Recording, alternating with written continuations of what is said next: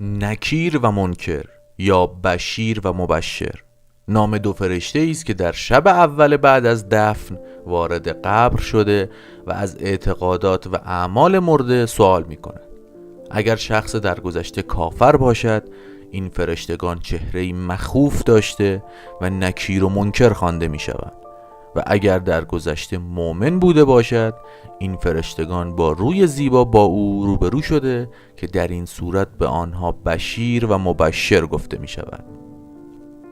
در صورت کافر بودن فرد، پس از به خاک سپاری میت، دو فرشته که مأموران بررسی اعتقادات شخص تازه در گذشته هستند وارد قبر می شوند. در برخی روایات از این دو فرشته به دو نگهبان قبر تعبیر شده است. یکی در جانب راست و دیگری در جانب چپ متوفا قرار گرفته و شروع به پرسیدن سوالاتی از او می کنند.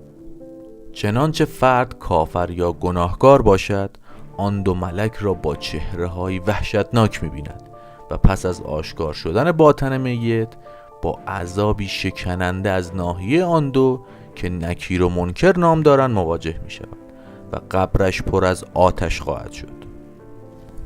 و اما بشیر و مبشر، فرشتگانی که وارد قبر یک مؤمن می‌شوند، با چهره‌های زیبا با او برخورد می‌کنند و پس از سوال و جواب به او بشارت بهشت داده و قبرش را با نعمتهای الهی گسترش می‌دهند. از این دو فرشته با نامهای بشیر و مبشر یاد شده است. در روایات اسلامی چهره نکیر و منکر این چنین توصیف شده است: آنها صدایشان مانند رعد غرنده و چشمهایشان مانند برق خیره کننده بوده. از آنها آتش می‌جهد و دندانهای بلند و وحشتناکی دارند. فریاد نکیر و منکر مو بر تن میت راست می کند و سبب لال شدن میت می شود. توانایی میت در پاسخ به سوالات نکیر و منکر بر اساس همان روحیه و باطنی است که او در دنیا داشته. ممکن است مؤمنین گناهکار در پاسخ به برخی از سوالات ناتوان شوند که همین مورد سبب گرفتار شدن آنها به عذاب می گردد.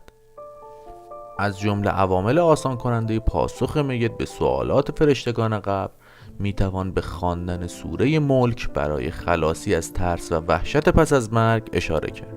در برخی دعاها نیز خلاصی از این مرحله دشوار طلب شده است. همچنین به نزدیکان میت سفارش شده پس از خاک سپاری فرد او را تنها نگذارند و با تلقین، خواندن قرآن و دعا مونس او بوده و در پاسخ دادن به سوالات نکیر و منکر یاریش دهند. علاوه بر اعتقادات صحیح و اعمال خیر انسان، زیارت اهل بیت به ویژه امام حسین علیه السلام که باطن آن شفایت ایشان است نیز در یاری میت تأثیر زیادی دارد.